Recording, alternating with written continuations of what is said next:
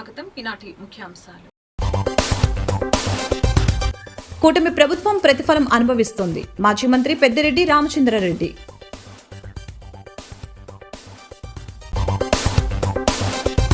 బనకచెల ప్రాజెక్టుని వ్యతిరేకించవద్దు. City MLA Adireddy Vasu విజ్ఞప్తి.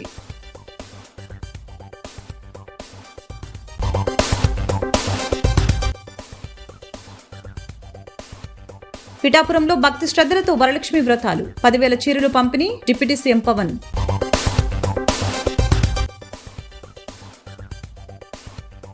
$900 కోట్ల వ్యాపార సాధన లక్ష్యం. Jampeta bank chairman Bommana Jayakumar. ధవళేశ్వరం వద్ద రెండో ప్రమాద హెచ్చరిక. గోదావరి నదికి కొనసాగుతున్న వరద ఉధృతి. మద్యం కుంభకోణం కేసులో అరెస్టై రాజమహేంద్రవరం కేంద్ర కారాగారంలో రిమాండ్లో ఉన్న వైసీపీ ఎంపీ పెద్దిరెడ్డి మిథున్ రెడ్డిని ఆయన తండ్రి, మాజీ మంత్రి, వైసీపీ సీనియర్ నాయకుడు పెద్దిరెడ్డి రామచంద్రారెడ్డి శుక్రవారం ములాఖతులో కలిసి మాట్లాడారు. అనంతరం సెంట్రల్ జైలు వద్ద మీడియాతో మాట్లాడుతూ కూటమి ప్రభుత్వం తమ కుటుంబం పట్ల చాలా దారుణమైన కక్ష సాధింపులు చేస్తుందని ఆగ్రహం వ్యక్తం చేశారు. ఇంత కక్ష సాధింపు చేస్తున్న కూటమి ప్రభుత్వం ముఖ్యమంత్రి చంద్రబాబు ప్రతిఫలం అనుభవించక తప్పదని హెచ్చరించారు. కోర్టు ఆదేశించినా ఎటువంటి సౌకర్యాలు కల్పించడం లేదని, పోలీసులను అడ్డుపెట్టుకుని నాయకులు కార్యకర్తల్ని రానివ్వకుండా బ్యారికేడ్లు ఏర్పాటు చేయడం దారుణమని తెలిపారు. చంద్రబాబు ఇదే జైల్లో శిక్ష అనుభవించారని, అందుకే తమపై ఇంత కక్ష సాధిస్తున్నారని అన్నారు. మిథున్ రెడ్డి చాలా ధైర్యంగా ఉన్నారని, త్వరలోనే బెయిల్పై బయటకొచ్చి మరింత ఉత్సాహంగా పనిచేస్తారని చెప్పారు. ఆయన వెంట మాజీ ఎంపీ మార్గాని భరత్, వైసీపీ యువజన నాయకుడు జక్కంపూడి గణేష్, తలారి వెంకట్రావు, మార్తి లక్ష్మి, దూడల త్రినాథ్, కానుబోయిన సాగర్ తదితరులు ఉన్నారు. ప్రత్యక్షంగా మీరందరూ మీడియా వారు మీరే చూడొచ్చు. గతంలో నేను వచ్చేప్పుడు మీడియా పాయింట్ ఎక్కడున్నది, ఈరోజు మీడియా పాయింట్ ఎక్కడుంది, ఈ బ్యారికేడ్స్ అన్నీ గతంలో ఉన్నాయా లేదా, ఇవి చూస్తేనే అర్థమవుతుంది ఎంత కక్ష సాధింపుగా వ్యవహారం చేస్తూ ఉంది ఈ ప్రభుత్వం అని చెప్పి. తప్పనిసరిగా ఇంత కక్షపూరితంగా వ్యవహారం చేసే చంద్రబాబు నాయుడు ఈ రాష్ట్రంలో రాష్ట్ర ప్రజలకు అందరికీ కూడా తెలిసే విధంగా నేను తెలియజేస్తూ ఉన్నాను. చంద్రబాబు నాయుడు అధికారంలో ఉండి ఈ విధంగా వ్యవహారం చేస్తే గతంలో ఆయన అరెస్ట్ అయినప్పుడు కానీ ఆ తర్వాత కానీ ఆయనకు ఏ విధంగా ఇక్కడ ఇదే జైల్లో మర్యాదలు జరిగాయి, ఈరోజు ఏ విధంగా ఇంత కక్షపూని వ్యవహారం చేస్తూ ఉన్నారు. జైలు సిబ్బంది కానీ బయట పోలీసులు కానీ అందరూ కూడా చాలా కక్షపూరితంగా వ్యవహారం చేస్తూ ఉన్నారు. ఇది ఒక ప్రభుత్వం చేయాల్సింది కాదు, కానీ ఈ ప్రభుత్వం చేస్తూ ఉంది. దీనికి తప్పనిసరిగా ప్రతిఫలం తీర్చుకోక తప్పదని చెప్పి తెలియజేస్తూ ఉన్నాను. ఎందుకంటే ఎవరైనా ఉన్నాడు, ధైర్యంగానే ఉన్నాడు, పాటించడం లేదు. ఆయన ఆ కోర్టులో ఇచ్చిన ఏవి కూడా పూర్తి స్థాయిలో అక్కడ అమలు కావడం లేదు. మరి దానికి కూడా ప్రభుత్వమే బాధ్యత వహించాలా. మరి మాకైతే పశ్చాత్తాపం లేదు, ఏది ఉన్నా ఏది లేకపోయినా ఆరోగ్యంగా ఆయన బాగానే ఉన్నాడు, ధైర్యంగా ఉన్నాడు. తప్పకుండా బెయిల్ వచ్చిన తర్వాత తిరిగి ప్రజా జీవితంలో అంతకంటే ఎక్కువగా, గతంలో కంటే ఎక్కువగా రాణిస్తాడని చెప్పి భావిస్తా ఉన్నాను. తెలంగాణ నుంచి వచ్చి వృధాగా సముద్రంలో కలిసిపోయే లక్షలాది క్యూసెక్ల నీటిని ఏపీలో బనకచెల ప్రాజెక్టుతో వినియోగించుకోవాలని రాష్ట్ర ముఖ్యమంత్రి నారా చంద్రబాబు నాయుడు, విద్యాశాఖ మంత్రి నారా లోకేష్ ఆలోచన చేస్తున్నారని ఆదిరెడ్డి వాసు అన్నారు. వద్ద శుక్రవారం ఆయన నది ఉధృత ప్రవాహాన్ని కూటమి నాయకులతో కలిసి పరిశీలించారు. ఈ సందర్భంగా మాట్లాడుతూ బనకచెల ప్రాజెక్టు వలన ఏపీకి సాగునీరు, త్రాగునీరు అందుతుందని, పరిశ్రమలకు ఉపయోగపడుతుందని, దాని వలన రాష్ట్రం అభివృద్ధి చెందుతుందని తెలియజేశారు. తెలంగాణలో రాజకీయ కారణాలతో ఈ ప్రాజెక్టుని వ్యతిరేకిస్తున్నారు. 2 తెలుగు రాష్ట్రాలు బాగుండాలనేదే యువ మంత్రి నారా లోకేష్ కోరిక అని తెలియజేశారు. తెలంగాణ నుంచి వచ్చే లక్షలాది క్యూసెక్ల నీరు వృధాగా సముద్రంలోకి కలిసిపోతున్నప్పుడు దిగువ ఏపీలో కట్టే బనకచెల ప్రాజెక్టు పట్ల అభ్యంతరాలు ఎందుకని ప్రశ్నించారు. ఆయన వెంట కూటమి నాయకులు వై శ్రీను తదితరులు ఉన్నారు. ఇది ఈ సంవత్సరం కొత్తగా అయ్యేది కాదు, సంవత్సరాలుగా దశాబ్దాలుగా ఇదే జరుగుతూ ఉంది.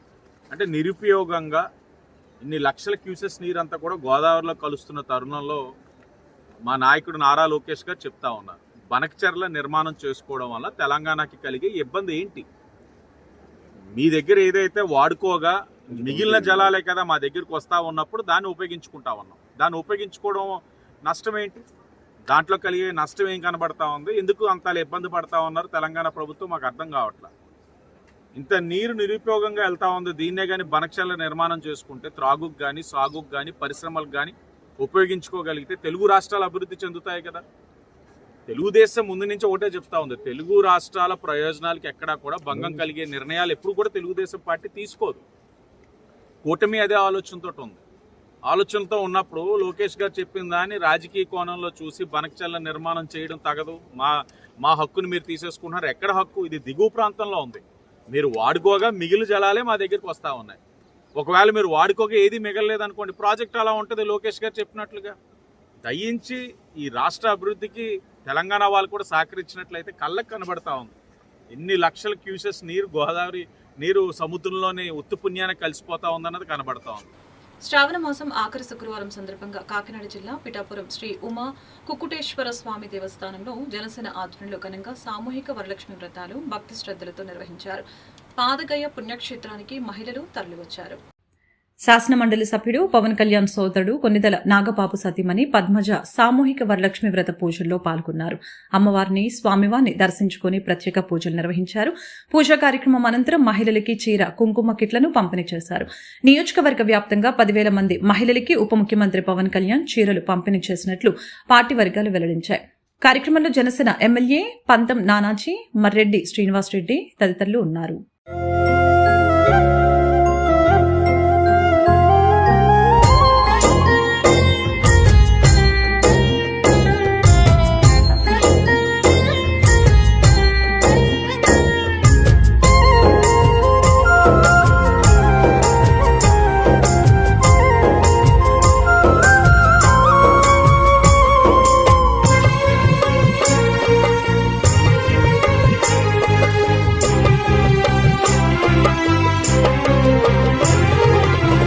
శ్రావణమాసం వరలక్ష్మీ వ్రతం వ్రతములు చేయువారికానంద శుభమయం పరిమళ శోభితం వరలక్ష్మీ వ్రతం అందాల వరలక్ష్మిని మనసారా మొక్కిన మాయను తరమును కాపాడవమ్మా,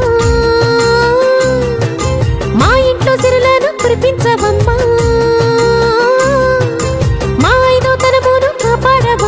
మా ఇంట్లో సిరులను కురిపించవమ్మా, బంగారు తల్లి మా కల్పవల్లి మహిమల్ని చూపించి దీవించవమ్మా.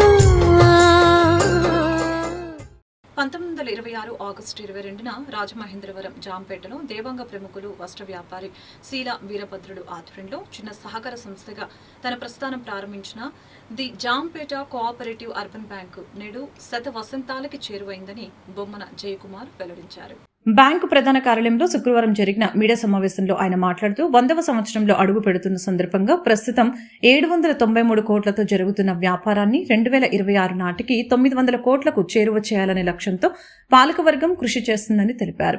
ప్రతి ఏడాది లాభాలను ఆర్జిస్తూ 35,000 మంది సభ్యులకు క్రమం తప్పకుండా డివిడెండ్ ఇస్తున్నామని, UPI, BBPS, NACH, QR code వంటి ఆధునిక సేవలన్నీ అందుబాటులో ఉన్నాయని తెలియజేశారు.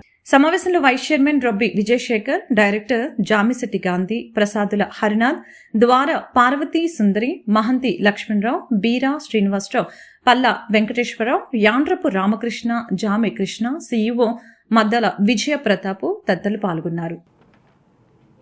ఇప్పుడు 793 కోట్లు సుమారు వ్యాపారం అభివృద్ధి జరిగింది.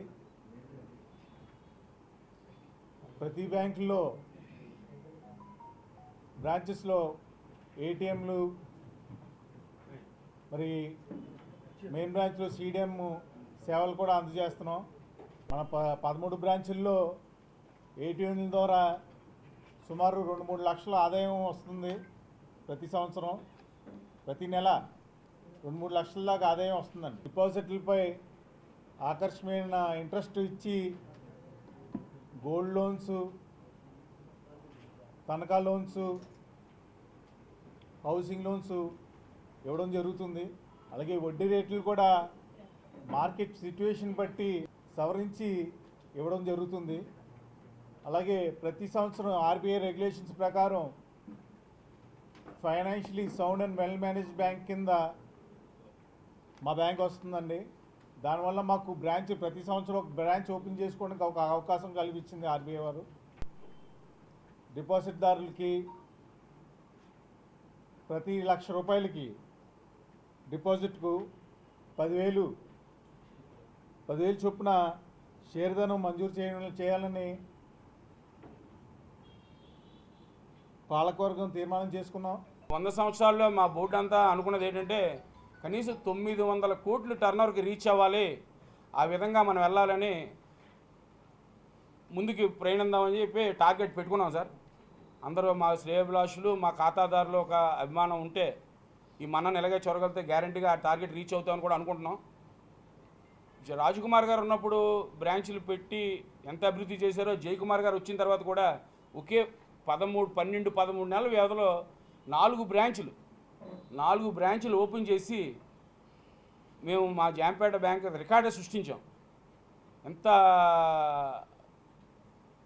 ఎంత స్పీడ్గా మాకు ఆర్బీఐ ఆర్బీఐలో మనకున్న గుడ్ క్యారెక్టర్ వల్ల, బ్యాంకు మంచి సర్టిఫికేట్ ఉండడం వల్ల మనకి లైసెన్సులు ఈజీగా మంజూరైన ప్రతి సంవత్సరం కూడా మనకి ఒక బ్యాంకు ఓపెనింగ్ మనకు ఆల్రెడీ పర్మిషన్ ఉంది. మనం అదే ర్యాంక్లో రన్ అవుతున్నాం. ఎగువ ప్రాంతాలు కురుస్తున్న వర్షాలతో గోదావరి ఉధృతంగా ప్రవహిస్తూ ఉంది. ధవళేశ్వరం బ్యారేజ్ వద్ద నీటి ప్రవాహం ప్రమాదకర స్థాయిలో ఉంది. నీటి మట్టం 14.20 అడుగులకు చేరడంతో తెల్లవారుజామున అధికారులు 2 నంబర్ ప్రమాద హెచ్చరిక జారీ చేశారు. సముద్రంలోకి 13,51,272 క్యూసెక్ల వరద నీరు విడుదల చేస్తున్నట్లు head work EE G Srinivasarao వెల్లడించారు. సాయంత్రానికి బ్యారేజ్కి 14 లక్షల క్యూసెక్ల వరద నీరు వచ్చే అవకాశం ఉన్నట్లు తెలిపారు. ప్రస్తుతం ధవళేశ్వరం ఆనకట్ట వద్ద 14.10 అడుగుల నీటి మట్టం నమోదైంది. గోదావరి నదీపాయలు వశిష్ట, వైనతేయ, గౌతమి నదీపాయలు ఉధృతంగా ప్రవహిస్తూ ఉన్నాయి. పి గన్నవరం మండలంలోని 4 లంక గ్రామాల ప్రజలు మరపడవల్లో రాకపోకలు సాగిస్తున్నారు. వరద ఉధృతి దృష్ట్యా ఆయా గ్రామాల్లోని విద్యార్థులకి తహసీల్దార్ సెలవులు ప్రకటించారు. వరద ప్రవాహం కొనసాగే అవకాశం ఉండటంతో లోతట్టు ప్రాంతాల ప్రజలు అప్రమత్తంగా ఉండాలని విపత్తు నిర్వహణ సంస్థ సూచించింది. శ్రావణ మాసం ఆఖరి శుక్రవారం కావడంతో రాజమహేంద్రవరం దేవీ చౌక్లో వేంచేసి ఉన్న శ్రీ బాల త్రిపుర సుందరి దేవి అమ్మవారిని పలు రకాల పండ్లతో అలంకరించారు. భక్తులు బారులు తిరిగి అమ్మవారిని దర్శించుకున్నారు. డీసీసీబీ మాజీ చైర్మన్ ఆకుల వీర్రాజు కుమారుడు, రాజమండ్రి ఛాంబర్ గౌరవ కార్యదర్శి ఆకుల శ్రీనివాసు, దివాన్ చెరువు ఫ్రూట్ మర్చెంట్స్ అసోసియేషన్ సహకారంతో అమ్మవారికి ఈ అలంకరణ జరిగింది. శ్రీదేవి ఉత్సవ కమిటీ ఆధ్వర్యంలో జరిగిన ఈ కార్యక్రమంలో భక్తులు అమ్మవారిని దర్శించుకుని తీర్థప్రసాదాలు స్వీకరించారు. మహిళలు అమ్మవారికి కుంకుమ పూజలు నిర్వహించారు. ఉత్సవ కమిటీ అధ్యక్షులు బత్తుల రాజరాజేశ్వరరావు, కమిటీ సభ్యులు పాల్గొన్నారు.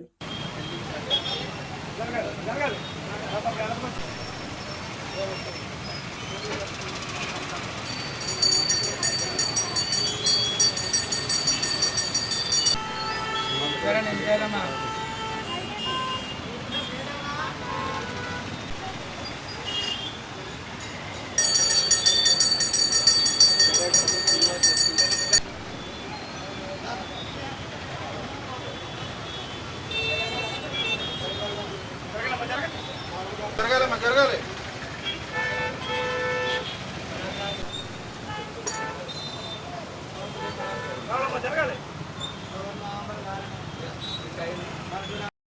తెలంగాణలో కాంగ్రెస్ పార్టీ ప్రభుత్వం ప్రకటించినట్లుగా ఏపీలో కూడా కూటమి ప్రభుత్వం స్థానిక సంస్థల ఎన్నికల్లో 42% బీసీలకు రిజర్వేషన్లు అమలు చేయాలని కాంగ్రెస్ పార్టీ బీసీ, ఓబీసీ నాయకులు డిమాండ్ చేశారు. ఈ మేరకు శుక్రవారం ఆనంద్ రెజెన్సీలో సమావేశం నిర్వహించారు. ఓబీసీ విభాగం state working president Kovvuri Srinivas, ఇతర నాయకులు బెజవాడ రంగారావు, సోడదాసి, మార్టిన్ లూథర్ మీడియాతో మాట్లాడారు. దేశవ్యాప్తంగా బీసీలకు 42% రిజర్వేషన్లు ఇవ్వాలని రాహుల్ గాంధీ డిమాండ్ చేస్తున్నారని తెలియజేశారు. తెలంగాణలో ప్రకటించినట్లుగానే ఏపీలో త్వరలోనే జరిగే కార్పొరేషన్, పంచాయతీ, ఇతర స్థానిక ఎన్నికల్లో 42% బీసీలకు రిజర్వేషన్లు వర్తింపచేయాలని డిమాండ్ చేశారు. చట్టసభల్లో కూడా ఎంపీలు, ఎమ్మెల్యేలకు ఇదే రిజర్వేషన్ అమలు చేయాలని అన్నారు. ఎన్డీఏ ఉపరాష్ట్రపతి అభ్యర్థికి మద్దతిస్తున్నట్లుగా వైసీపీ బీసీ నేత బొత్స సత్యనారాయణ ప్రకటించడం హేయం, సిగ్గుమాలిన చర్య అని తెలిపారు. కేసులకు భయపడే మతతత్వ బీజేపీకి మద్దతునిస్తున్నారని విమర్శించారు. సమావేశంలో బీసీ, ఓబీసీ నాయకులు గణేష్, వీర్రాజు, సుబ్బారావు, సముద్రం, పట్నాల శ్రీనివాస్, బర్రె సుబ్రహ్మణ్యం తదితరులు పాల్గొన్నారు. మన బీసీ నాయకులందరితో కూర్చొని ఓబీసీ మీటింగ్గా వేసుకొని ఇప్పుడు మేమంతా నిర్ణయించుకున్నది ఏంటంటే రేపు ఆంధ్రప్రదేశ్లో కూడా రాబోయే స్థానిక ఎన్నికల్లో కానీ మరో ఎన్నికల్లో కానీ ఖచ్చితంగా 42% రిజర్వేషన్ని బీసీలకి ఇవ్వాలి. అలా కాంగ్రెస్ పార్టీ ఖచ్చితంగా ఇచ్చి తీరుతుంది. అంతేకాకుండా కూటమి ప్రభుత్వం కూడా బీసీలకి 42% రిజర్వేషన్ ఇవ్వాలని చెప్పేసి మేము డిమాండ్ చేస్తూ మేము రిక్వెస్ట్ కూడా చేస్తూ ఉన్నాం. దీనికోసం ఇవాళ ప్రత్యేకంగా ఓబీసీలందరం కూడా కూర్చొని ఇక్కడ రాష్ట్ర వ్యాప్తంగా మేము మీటింగ్ చేసుకోవడం జరిగింది. కార్పొరేషన్ ఎన్నికల్లో కానీ మరో ఎన్నికల్లో కానీ రాజ్యాంగపరంగా దీన్ని చట్టసభల్లో ఆమోదం జరిపించి ఇది రూలింగ్ ఇవ్వాల్సిందిగా కోరుతా ఉన్నాం. ఇది ఖచ్చితంగా అమలు చేయాలని చెప్పేసి డిమాండ్ చేస్తూ ఉన్నాం. రాజమండ్రిలో మన మార్టిన్ రూథర్ గారి సారథ్యంలో అందరూ పెద్దవాళ్ళు బీసీ లీడర్లు అందరినీ కాకిస్తారు. కోరు శ్రీనివాస్ గారిని అందరూ పెద్ద కాకిసి రేపు వచ్చే ఎన్నికల్లో రాజమండ్రి కార్పొరేషన్ ఎన్నికల్లో వాటిలో కూడా రిజర్వేషన్ కల్పించి అలాగే బీసీలకి చట్టసభల్లోని ఎమ్మెల్యేలు ఎంపీలుగా వెళ్ళేలాగా అవకాశం గవర్నమెంట్కు కల్పించాలని ప్రధానమంత్రి బీసీ ఉన్న వల్ల మనకి ఇవాళ చట్టసభల్లో బీసీలు అసెంబ్లీకి ఎంపీలకు కూడా జిల్లాకి 2 ఎమ్మెల్యేలు 1 ఎంపీ రిజర్వేషన్ తీర్మానం చేసి పంపి రిజర్వేషన్ మనకి బీసీలకు న్యాయం జరిగేలాగా కేంద్ర గవర్నమెంట్ను స్టేట్ గవర్నమెంట్ కలిపి చేయాలని కోరుకుంటూ ఈరోజు ఆంధ్రప్రదేశ్ రాష్ట్ర ఓబీసీ చైర్మన్ సొంటు నాగరాజు గారు ఈరోజు ఇక్కడ కార్యక్రమం పెట్టాలని చెప్పేసి నిర్ణయించడం, తూర్పుగోదావరి కాంగ్రెస్ కమిటీ అధ్యక్షులు వారు వేరే పని మీద వెళ్ళడం వల్ల ఈ యొక్క కార్యక్రమాన్ని 26వ తారీఖు వాయిదా వేయడం జరిగింది. ప్రధానంగా రాష్ట్రంలో ఓబీసీలు అందరూ కూడా కాంగ్రెస్ పార్టీకి అండగా ఉన్నారు.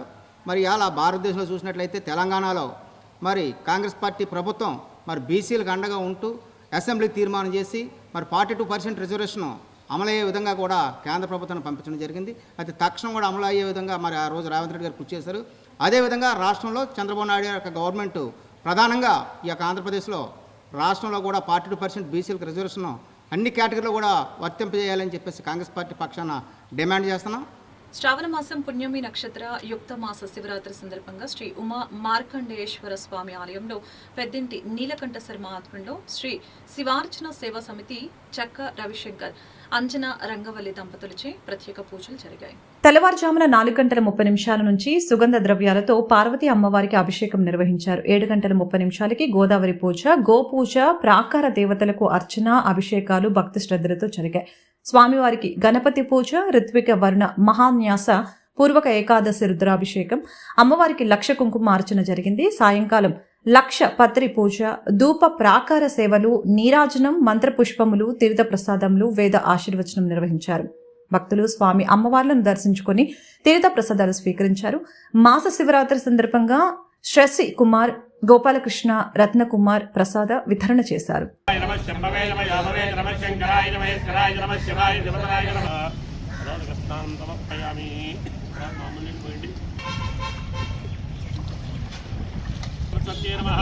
గోదావరీ దేవ్యై నమః. కలగతులు వేసేట వస్త్రైక్యం సమర్పయామి.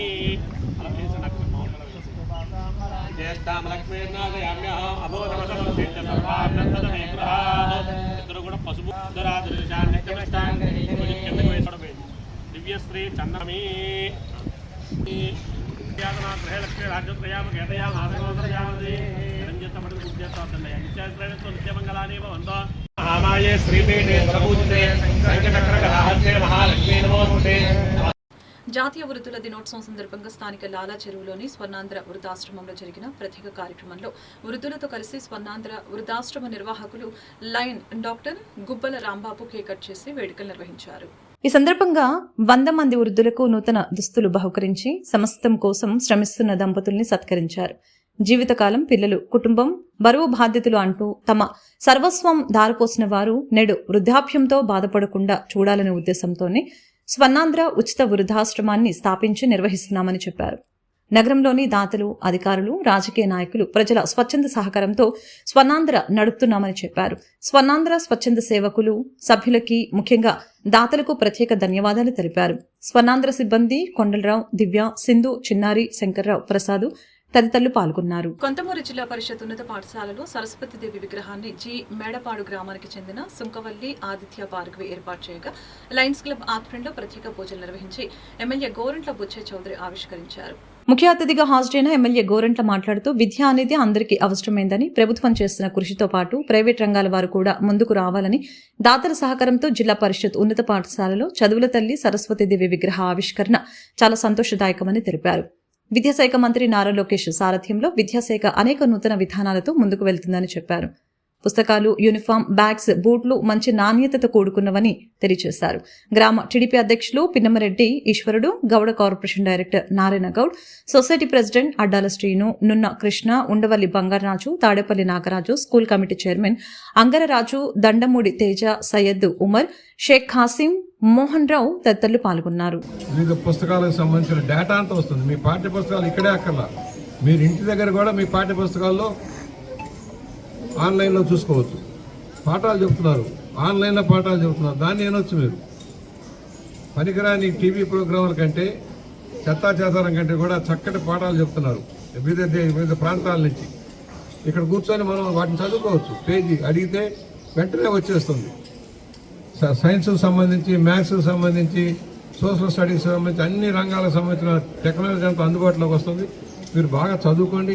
Sky is the limit. రాబోయే రోజుల్లో అవకాశాలు మీవి, ఈ దేశం మీది, ఈ రాష్ట్రం మీది. భాష, తెలుగు జాతి, తెలుగు భాష గౌరవించుకోవడంలో ముందుకు సాగుతుంది. అవకాశాలను అందిపుచ్చుకోవాలి. వీళ్ళ టెక్నాలజీ ట్రైనింగ్ నిన్ననే రతన్ టాటా టెక్నాలజీ కేంద్రాన్ని పెట్టాం, ఇన్నోవేషన్ సెంటర్. పారిశ్రామికవేత్తలు మీరు పెరగాలి, మీరు ఉద్యోగం సంపాదించకూడదు, మీరు 10 మందికి ఉద్యోగాలు ఇచ్చే స్థాయికి పెరగాలి. దానివైపు మనం అంతా కూడా దృష్టి సారిస్తున్నాం.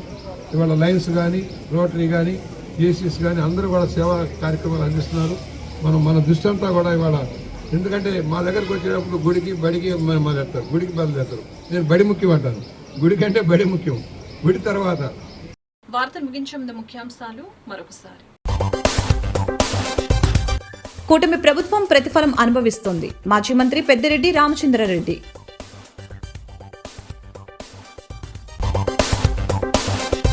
బనకచెల ప్రాజెక్టుని వ్యతిరేకించవద్దు, సిటీ ఎమ్మెల్యే ఆదిరెడ్డి వాసు విజ్ఞప్తి.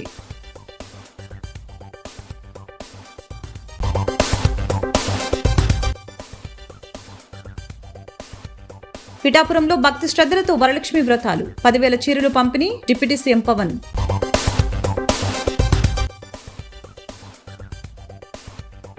$900 కోట్ల వ్యాపార సాధనే లక్ష్యం, జాంపేట బ్యాంక్ చైర్మన్ బొమ్మన జయకుమార్. ధవళేశ్వరం వద్ద 2వ ప్రమాద హెచ్చరిక, గోదావరి నదికి కొనసాగుతున్న వరద ఉధృతి. ఈ వార్తలు ఇంతటితో సమాప్తం. మరొక బులెటిన్ మళ్ళీ కలుద్దాం. నమస్కారం.